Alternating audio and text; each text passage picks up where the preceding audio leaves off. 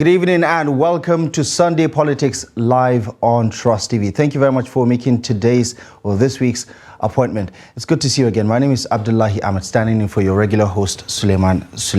Now, the world's most populous black nation, the largest economy on the African continent, home to 200 million plus people, is still going through the most difficult economic experience of its existence over the past 1 decade and counting, which means hundreds of millions of Nigerians are going through untold economic hardship, coupled with the endemic security challenges that has disrupted not only the lives and livelihood of Nigerians, but also is undermining the economic growth and development of one of the most promising economies in the world. The Tinubu administration over the past 7 months has tried to put in reforms that will address some of these gaps and also help reposition and perhaps revitalize the ailing Nigerian economy. But while on one hand you have a lot of experts who are saying there are some signs that things would perhaps turn out for the better in the long run, for the most part, most Nigerians are saying, well, things are really getting out of hand. Like the old adage, from frying pan to fire for most Nigerians. Soaring inflation means most Nigerians are unable to afford to buy the grains that they need for their everyday livelihood. So let's get down to the brass tacks of why we are where we are today, and perhaps if there is a sign that things will change for the better. Joining me on the program tonight is a public affairs analyst who has not just an opinion, but viewpoints about what is currently going on, plus what we need to experience something different that would give Nigerians a sigh of relief. Ahmed Sajo is a public affairs analyst, and he's joining us on Sunday Politics tonight. Good evening, and thank you very much for joining us. Good evening, and thank you very much. Right, first and foremost, let me get your take as a Nigerian, where you stand on the current state of affairs in this country. Wow, this is a big one. First, let us accept one very, very painful fact, is that we really, really want to be hopeful. There's nothing like giving yourself hope and giving your country hope. But honestly, it's hard to be hopeful. Things are really, really, really bad. We know the things that make the economy weak, and we are not addressing them head on. We know, for sure, that as the value of the naira drops against the dollar, the prices of practically everything in Nigeria will keep going up. Everybody now decides to increase his price because he's been told that the price of the naira has, depreciated as against the dollar. Whether, it's what he is putting in the market is an old stock or is a current stock, or whether it has even it has any effect on the dollar, or the dollar has any effect on it or not. Everybody now says, look, the dollar is going up. I mean, the price of the dollar is going up, so every other thing goes up. And it appears that we are helpless to arrest that. That is number one. And then number two, there are distortions within the economy. I'm not an economist, but I must tell you that there are so many distortions. For example,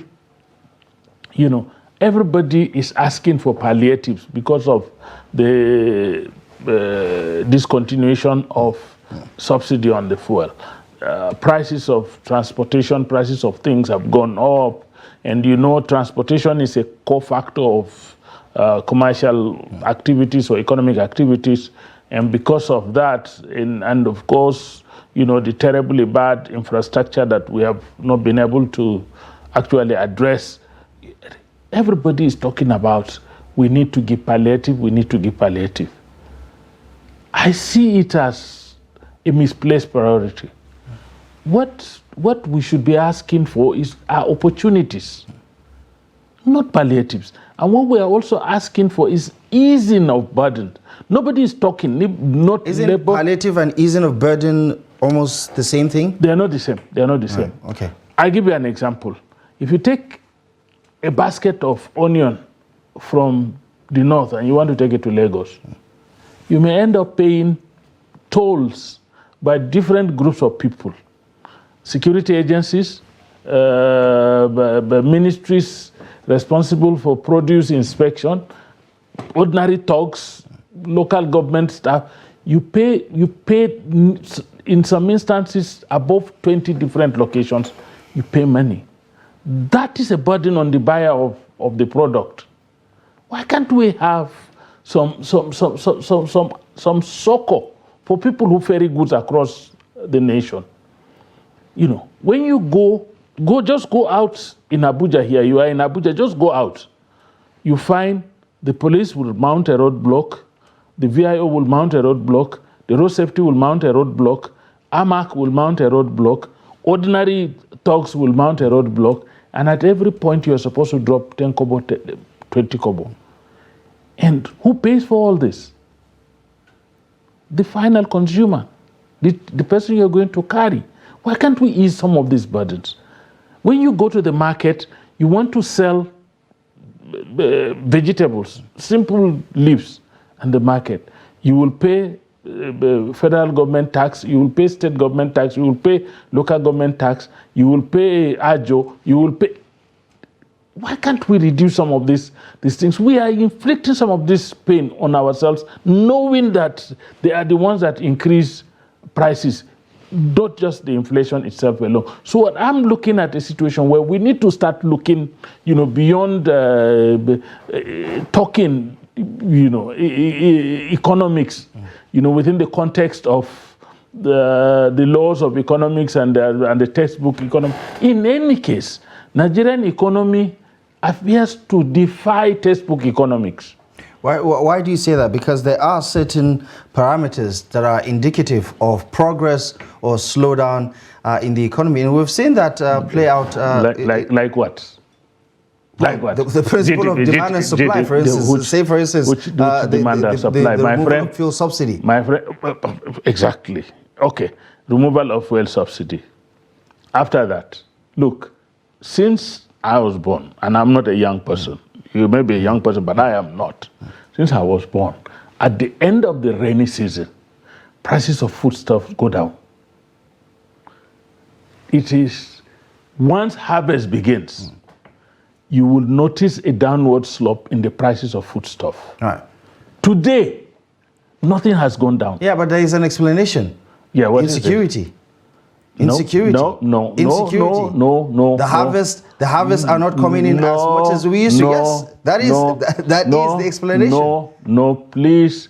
I agree with you totally that insecurity has affected agriculture to a very large extent. But despite that, there are places that are absolutely unaffected, but the prices have not gone down. A bag of maize today, 100 kg bag of maize today is about 50,000 naira. That is highly scandalous. We have closed our borders. We have stopped importation of rice so that we can grow it locally. Since we started growing rice locally, tell me, has the price of rice been going down? As far as I know, it's been going up. You see, you're talking about it's here, it's there. The truth about it is that many things are not going according to expectations in Nigeria. Is this a factor of poor government policy implementation, or is this a byproduct of a poor policy itself when it comes to whether it's agriculture or the economic reforms that we're currently I think, and I must say it very straight the way it is, the leadership of the country has not displayed sufficient political will to address issues that could change the narrative. There are individuals, just like in the dollar thing, there are individuals who believe and behave as if they are far over and above government. All the things you're talking about are being done in a very brazen manner. I am a witness. A group of people, a family had some of their family members kidnapped, and they needed to negotiate with the kidnapper. They did not understand Hausa. and the kidnapper does not understand English. So they needed somebody. And I was aware of, the person asked me, should I go and negotiate for them? I said, well, go ahead. You're helping them. So he went. And the kidnapper was shouting on the phone, save my phone. If I call you again and you say who is talking, I will harm your person. We were told to, if we connect our SIM with NIM, you can locate somebody. I am also aware that kidnappers will say, this is the account number, you put the money. And we were told if you do BVN, you will catch whoever owns the account. So I'm trying to say that we need to be a little bit more forceful on some individuals. Like I told you at the beginning, if only we could say, look, as a sign of seriousness on the part of government, all the unnecessary roadblocks on the way that collect money from transporters of foodstuff should be dismantled, and that the sellers of foodstuff must respond in like manner.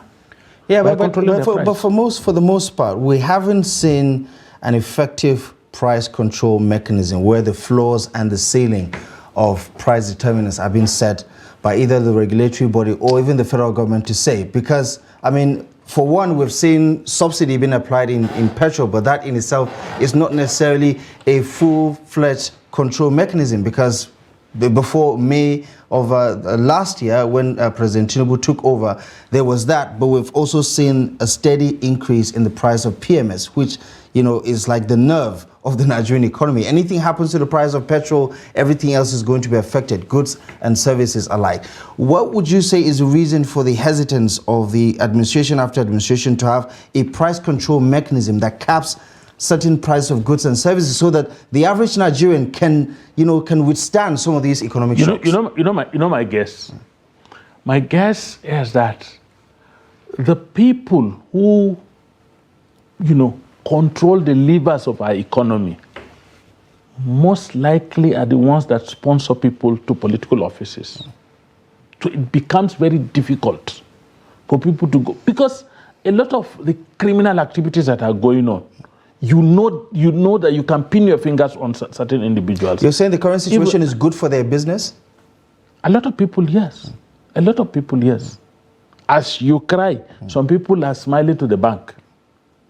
As you suffer, some people are smiling to the bank. The problem with this country is that, we have no regulation whatsoever for our lives. We think that life is in a flux. You can do whatever you like.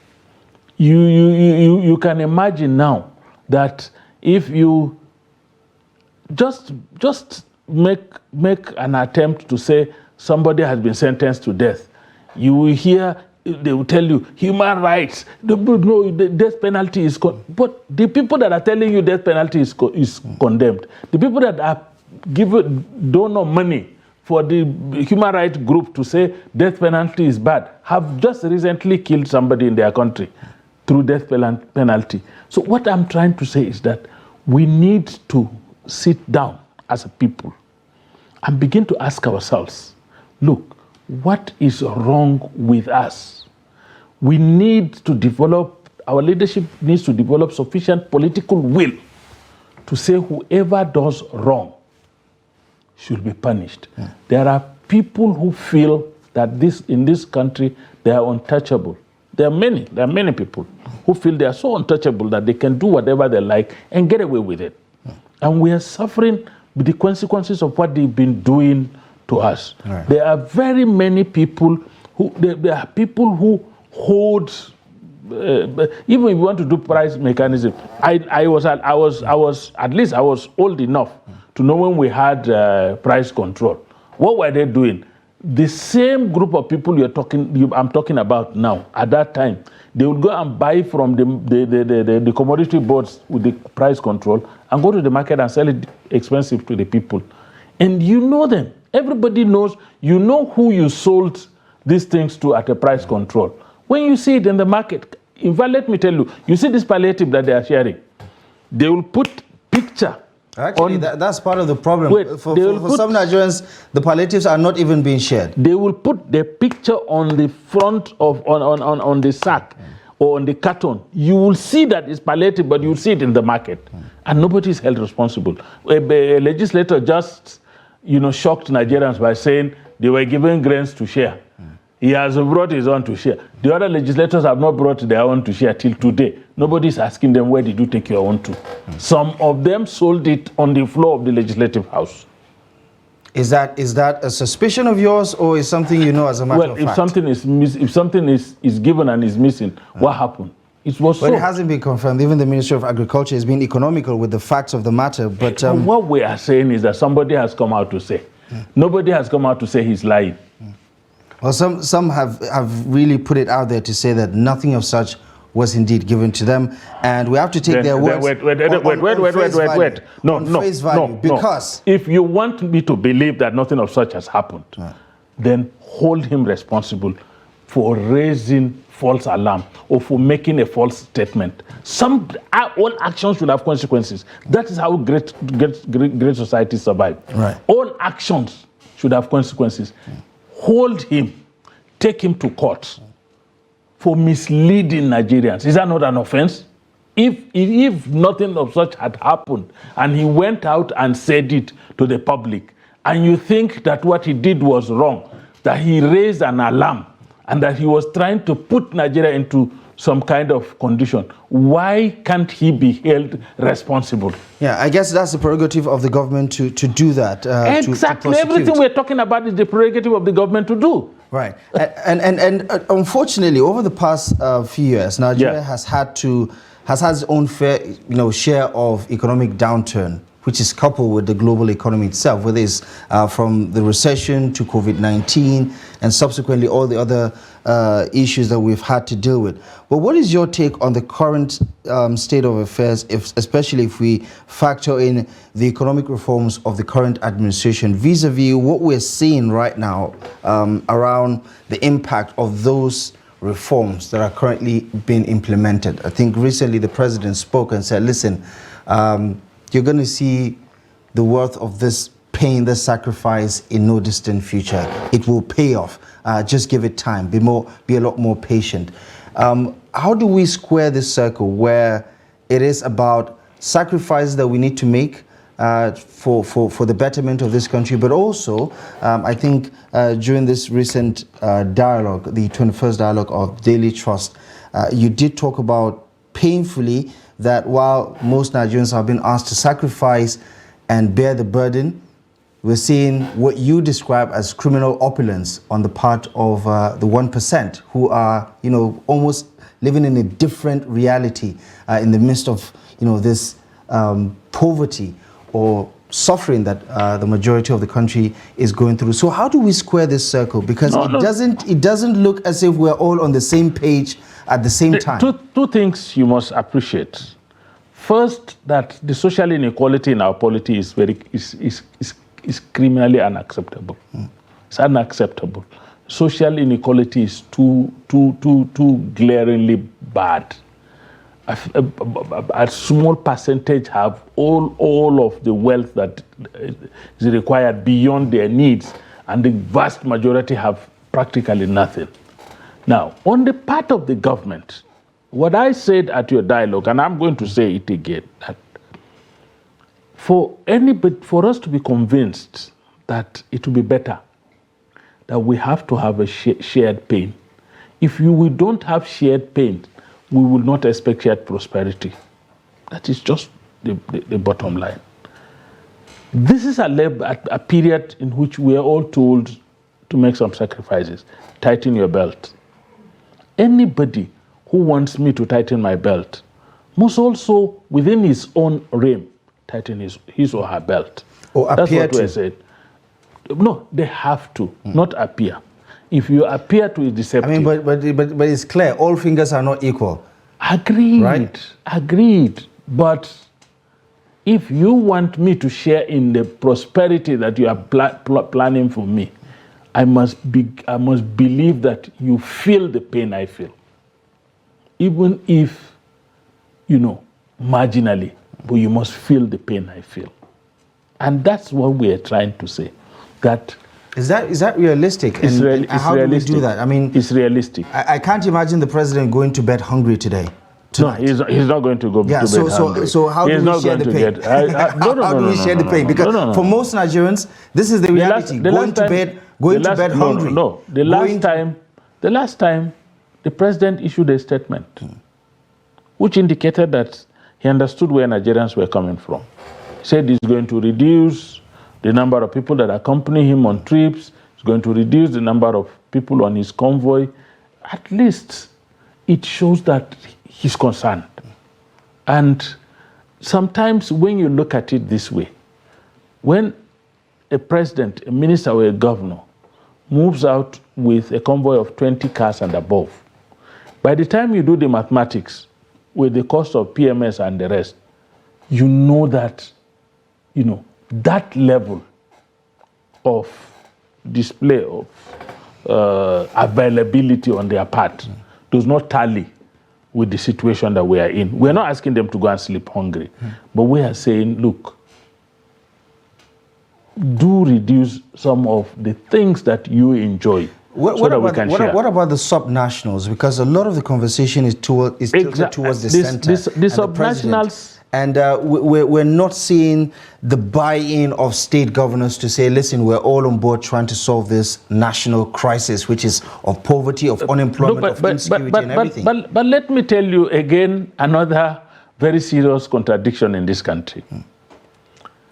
By the time you want to discuss about the people, what to do to promote the welfare and the interests of the people, by the time you begin to talk about accountability, by the time you begin to talk about transparency, by the time you want to talk about monitoring governance and trying to put parameters for how we can assess the governance structure, the subnationals will open their mouth and tell you that we are a federation. They are not under the control of anybody. They can decide their destiny. But by the time it comes to sharing in the resources of the country, then they will be on the first queue to say they want to share. Do you think the subnationals are pulling their weight? I know it's unfair to put all of them in one basket, but if we're to critically analyze their performance state by state, do you think the states are pulling their weight? Looking at the socioeconomic problem. Within the template of leadership that we have, a number of them are doing very well. But my question is the template really the template we need at this point in time? You see, I want to say that anybody, and I mean it, anybody who thinks that, beautifying cities, at the states, who thinks that buying expensive vehicles and other things and showing opulence by the leadership is development, is making a huge mistake. Development should be measured by the condition of living of the people. And the condition of living of our people had already been made very clear that 133 million of us are living, multidimensional poverty. That was even before this crisis we are in. That was when dollar was less than 1,000 naira. That was when PMS was. That figure is significantly higher now. By far, presently. That statistics was issued by the World Bank at the time when the dollar was up to 1,000, and at the time when PMS was 180 something or thereabout. Now we have a situation where the thing had gone worse. But, our template of leadership is configured in such a way that, we eulogize leaders for their display of opulence. And we think that goes with leadership. We think that a leader's performance is measured by how that leader, portrays himself. Do you think the followership has lowered the bar for leadership in this country? Is that what you're saying? Absolutely. In fact, I think either the followership is becoming complacent or it's even giving up on any measure of good leadership. And we are suffering all of this.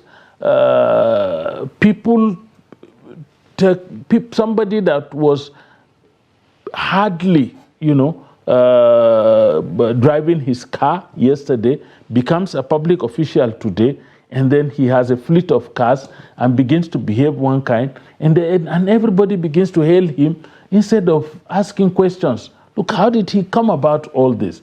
How much of our own progress were stunted?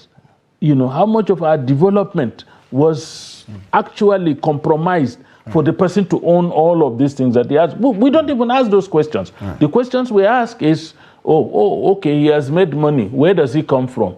And then when we agree on where he comes from, then the people from his place will support him, and the people not agree. And it just makes nonsense of all our desire for a better society. Right. Okay.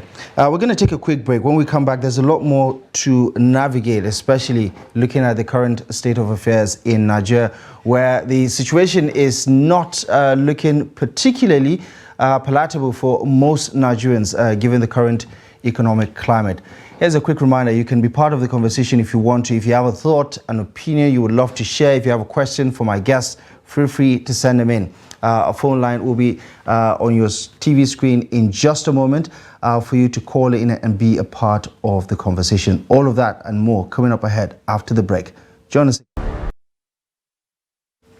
Welcome back to the program. Thank you very much for staying with us. In case you just joined us, well, welcome to the second half of Sunday Politics on Trust TV. Here's a quick reminder. You can watch the show on the go by joining our YouTube and Facebook streams, and also follow us across our social media platforms so you don't miss out on any of the interesting issues that have been discussed on this and many other programs on Trust TV. A quick reminder before we double down on the conversation, you can join in by giving us your thoughts, views, and recommendations to the talking point today. It's an issue that a lot of Nigerians do have an opinion or two to say about it, especially if you're an adult that has to live with the current economic reality. Give us a call. Rules of engagement: turn down the volume of your TV set, tell us where you're calling in from, and be concise and articulate with your thoughts. The number is showing on your TV screen.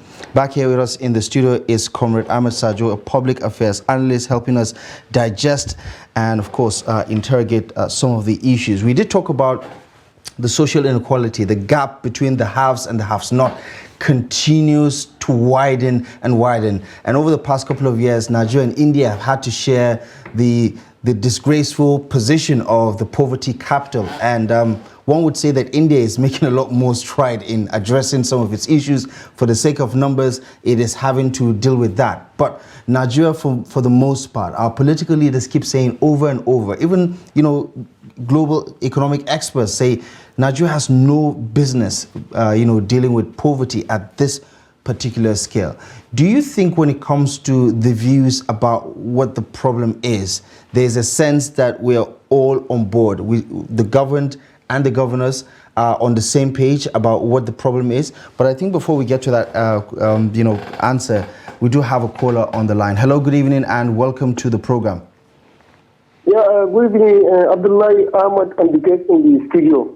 Right. Who do we have on the line? Yeah, my name is Ali Umar Shamaki from Nasarawa State. Ali Umar Shamaki, as always, good to hear from you. Thank you very much for joining us. Go ahead, please. Yeah, on the issue of state of the nation, the truth of the matter is that the present government came and inherited all the problems that are engulfed in this country. So we don't need to blame the present administration because things have already gone down already. I want to concord with the speaker in the studio there. Nigeria is a one-kind country. If someone got opportunity, being in the office, if he not even still, they begin to blame him. That is why people use avenue or advantages to sell fund money, to take our money, to invest money in this country. So the advice here is the government of the day must put a stop, must bring out a blueprint that to ensure that any person that found one thing should be did decisively, so that it serves as a deterrent to others. So this is my take. Thank you very much, Abdullah Ahmed. Thank you very much, Amaki. As always, it's good to hear from you, a regular caller on the program. It seems to be saying the social fabric is changing and that there's an acceptance and normalization of what we're witnessing right now. But your take on what he had to say, plus the issue of whether we're all in alignment. No, we're not. What the problem is. I think we're not. First and foremost, I agree with him totally that this problem we're facing now was inherited. But you see, it's wrong to continue to say, because government inherited a problem, it cannot solve that problem.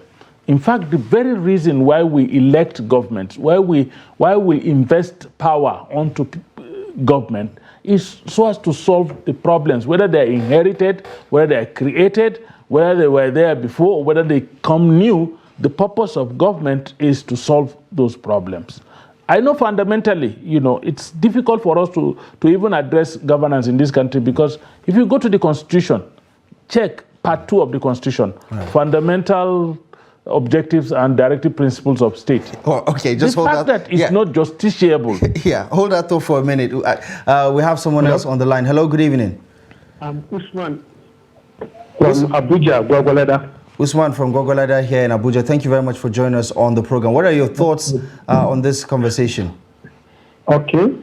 My own point of view is different. Go ahead. Government, when you are talking to public, let's say palliative, they have just announced, budgeted, and that is when we have this thing. So, but up to date, it has not been implemented.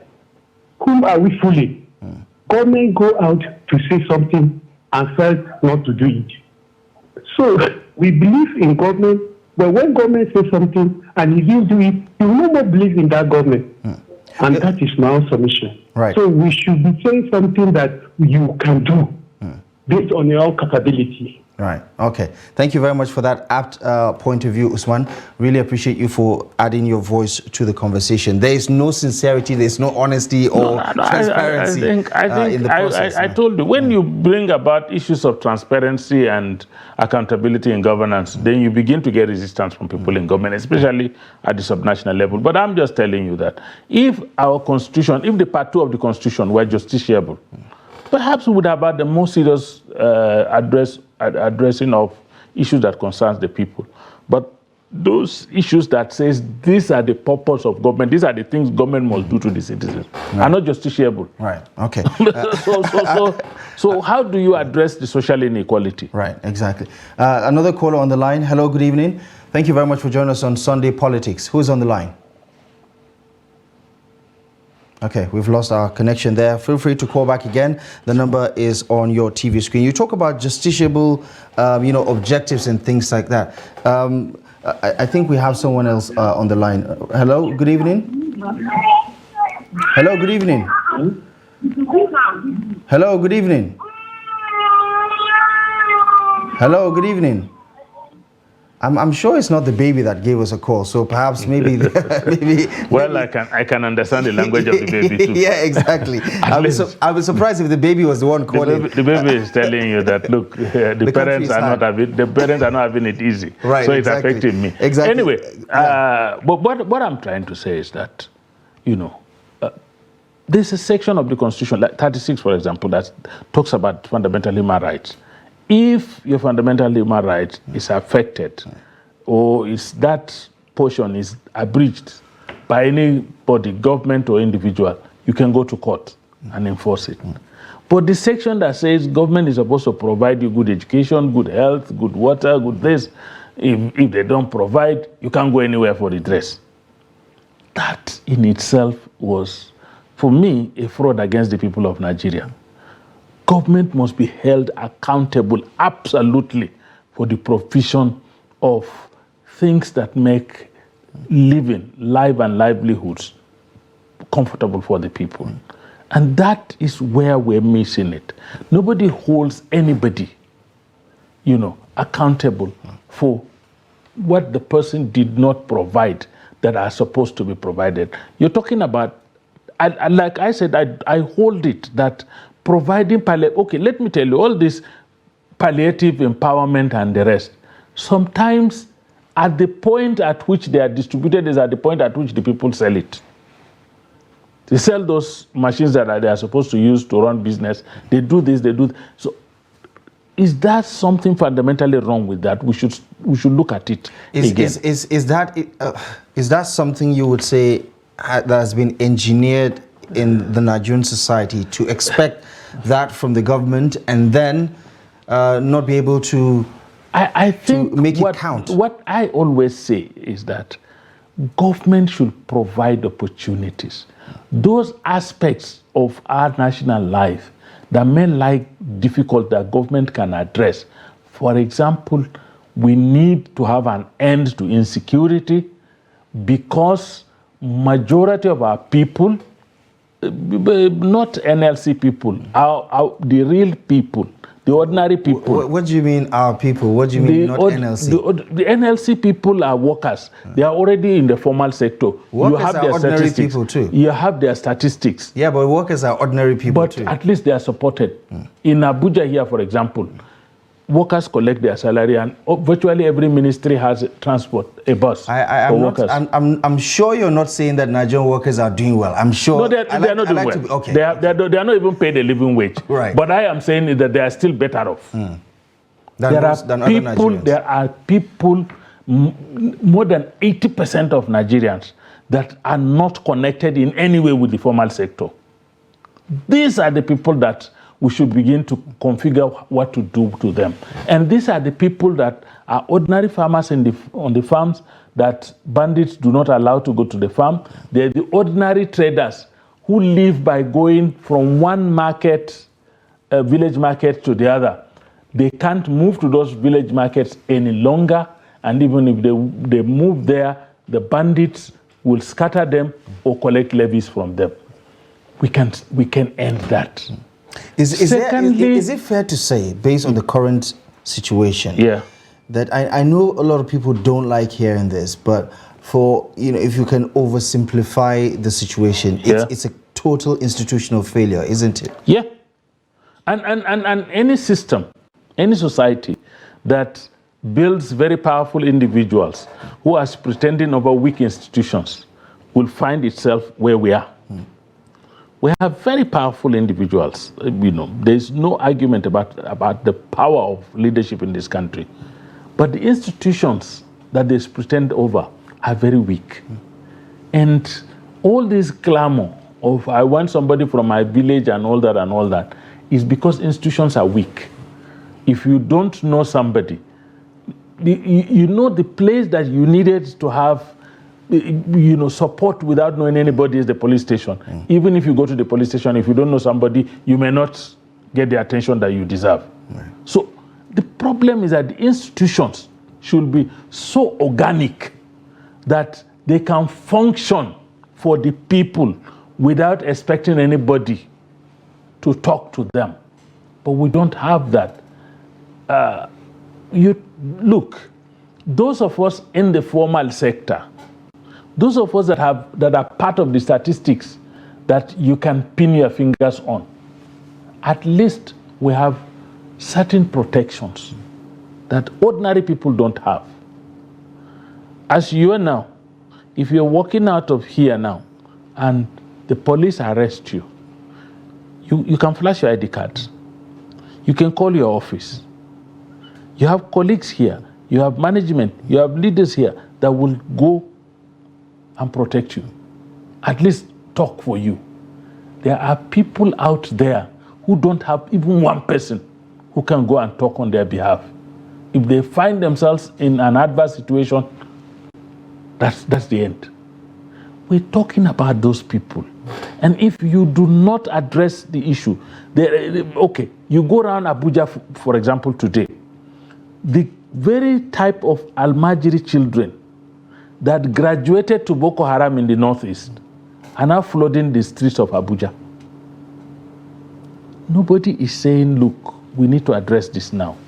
By the time these toddlers grow to adolescence, and they cannot, they're either ashamed to beg with a ball like they're doing now, or that if they beg and they are not given, they see the person that did not give them as an enemy. Exactly. And do you think, because on the campaign trains, right, we hear so many solutions about the best way to solve the problem, whether it's about going from consumption to production, whether it's about opening of the economy, whether it's about renewed hope and all of these things. On the campaign train, some of the ideas are quite appealing and all of that. But for some Nigerians, when they get into power, whether it's at the National Assembly or in the State Government House or Aso Rock Villa, it's like there's a reality distortion field. Do you know what a Ghanaian scholar used, what the term he used to describe our kind of democracy? Say Santa Claus democracy. When there is a cycle of election, the politician comes like Father Christmas comes before Christmas, distributes gifts. The electorate collects the gifts and are happy. After the election cycle, you never see him again. We're the ones that agree that we will run our system in this manner. But all I am saying, and I'm saying it with all sense of responsibility, all I am saying is that all our calculations, all our development planning, all our policy issues should be about the people. But that is what they're going to tell you, whether it's the state governors, whether it's the National Assembly, whether it's the presidency. And that's why I'm asking whether you think that there is a reality distortion field. Let me ask you a question. Because as far as they are concerned, they're on the right path. Let me ask you a question.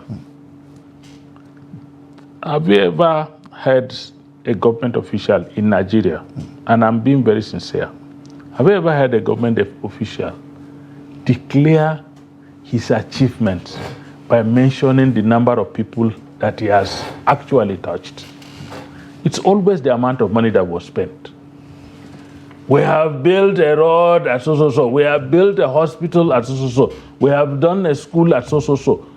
The amount of money that the contractors received for doing this is what we count as our achievement. Maximum. Sometimes we mention distances of the, but how many of it have you heard people say, by building a road between Karshi and Karo, we're expecting a traffic of this number of people to ply the road. We're expecting the effect of it on the economy to affect this number of people. We're expecting this. When we're talking about the economic growth, I sat down in this place and I told you, one of your presenters that GDP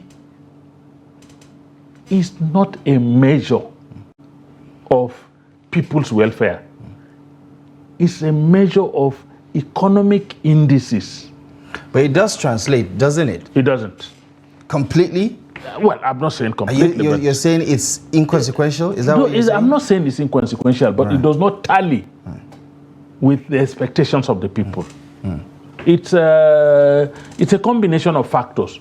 And some of these factors have no input from the ordinary people. And it is the ordinary people's welfare that should determine. Countries that have moved, that have leapfrogged from poverty to prosperity, did not measure their economic indices by such textbook definitions. They looked at it by the changing of the lives of their people. And as we're talking today, China, from Deng Xiaoping to Xi Jinping, had moved 800 million people out of poverty. 800 million is about 4 times the population of Nigeria. Well, we are saying more of our people are sliding into poverty. Some people are telling you that more of their people are, getting out of that poverty cycle. So what we should look out for, if we really want to make progress, is what are these economic factors that we can put. And like I told you, just create opportunities. Yeah. Create opportunities. This building, for example, is a product of an opportunity created. This institution you're working in is a product of of opportunities that have been created. Create opportunities for people to actualize. Okay. For example, we are talking now. For example, we are working. If you listen to Hadiza Bala Usman, what did she say about how they are going to assess ministers? She said, aviation. How is the process? What are the experiences of people at the airport? What about delays in flight delays and flight cancellations? How satisfied are travelers at the airport? She said agriculture. What is our consumption rate of fertilizer vis-a-vis the hectareage that we put under cultivation? These are indices that you use that will definitely translate into positive development for the people. Yeah, for most Nigerians, we'll wait to see whether that committee would definitely have the kind of bite it's supposed to have to keep those ministers on edge. But, you know, we have a couple of minutes to spare, so I'm wondering if you have a glass half full version of this analysis that would give Nigerians a sense of optimism about the near future. No, I'm hopeful. And the reason I am hopeful... Was that your hopeful analysis? No, the reason I'm hopeful is that, one, I have seen that the government has started addressing issues that have to do with the people. For example, they said there are indicators that will be used to determine performance. If we have KPIs, key performance indicators for our people, and those key performance indicators are people-centered, not resource-centered as such.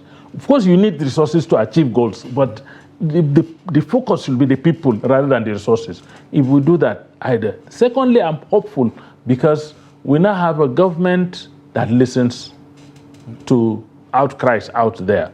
That as we're talking here now, I am sure that once an issue becomes, viral, that people are complaining about an issue, government responds. We hope that, government will begin to respond beyond just the surface, but go deep and look at the welfare, the life and livelihoods of people, and see how we can intervene to improve and better the lives and livelihoods of people. Lives and livelihoods are the central purpose of any economic policy. It's not about posting a huge reserve and things like that. It's about bettering the lives and livelihoods of people. Okay. Comrade, very interesting conversation. We're going to have to leave it here for now, but as always, thank you most kindly for honoring our invitation and for the analysis. We really appreciate you for stopping by. Thank you very much. All right. And of course, as always, thank you most kindly for joining us. We do appreciate your time and your company. For those of you who called in, thank you very much for sharing your views and opinions with us on the program tonight. Feel free to catch up across our YouTube platform in case you missed out on the conversation. We are always available for you on YouTube and across our other social media platforms. That is it for Sunday Politics this week. Do make a time with us as we come your way yet again next week, live and exclusive on Trust TV at 8 p.m. Until then, my name is Abdullahi Ahmed. For myself and the rest of the team, thank you for watching and enjoy the rest of your evening.